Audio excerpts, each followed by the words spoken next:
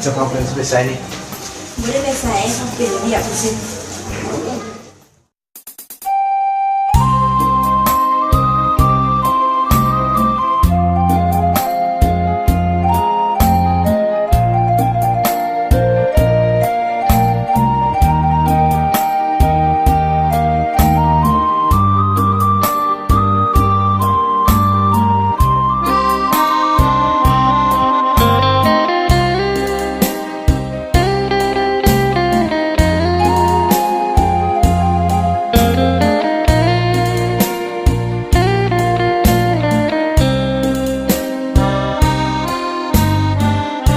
เก็บเอาเสื้อผ้าอำลาห้องแถ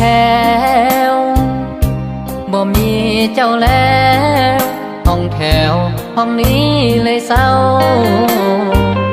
เอาสองเธออยู่สัญญาจะสู้ด้วยกันสองเฮาเขียนใส่ฟ้าว่าคอยหักเจ้าตะวันห้องเศร้า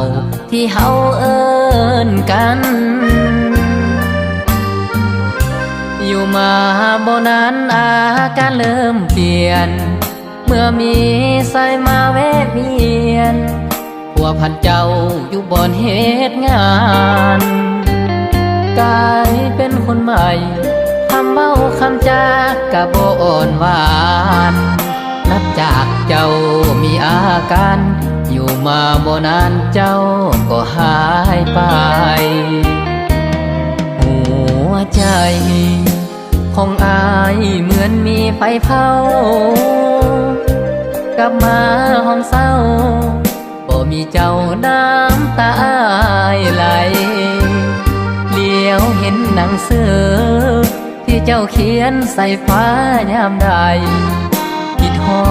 ดเจ้าแทบขาดใจเจ้าไปอยู่ใสเด้คือบ่มาเก็บเอาเสื้อผ้าอำลาเวียงจันทน์ขึ้นรถโดยสารออกความซ้ำกลับคืนบ้านนาขอโทษเด้อแม่ลูกพ่ายแพ้ให้เขาแล้วนาเอาน้ำห้วยล้างขับน้ำตาสิเอาน้ำนาล้างใจให้ลืม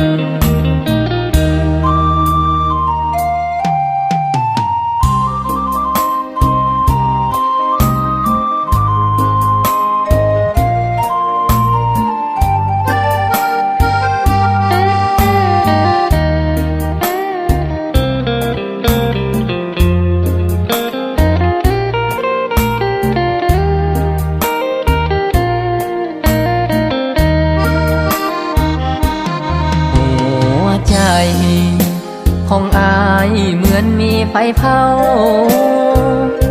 กลับมาห้องเศร้าบ่มีเจ้าน้ำตาอายไหลเลี้ยวเห็นหนังสือที่เจ้าเขียนใส่ฟ้ายามใดคิดฮอดเจ้าแทบขาดใจเจ้าไปอยู่ใสเด้คือบ่มาเก็บเอาเสื้อผ้าอำลาเวียงจันทน์ขึ้นรถโดยสารออกความซ้ำกลับคืนบ้านนาขอโทษเด้อแม่ลูกพ่ายแพ้ให้เขาแล้วนา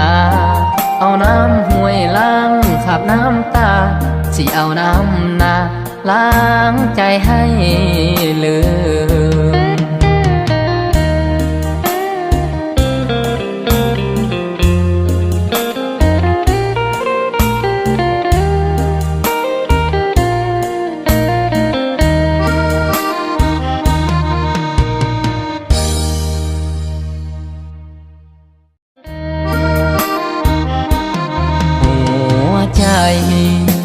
ของอายเหมือนมีไฟเผากลับมาห้องเศร้าบ่มีเจ้าน้ำตาอายไหล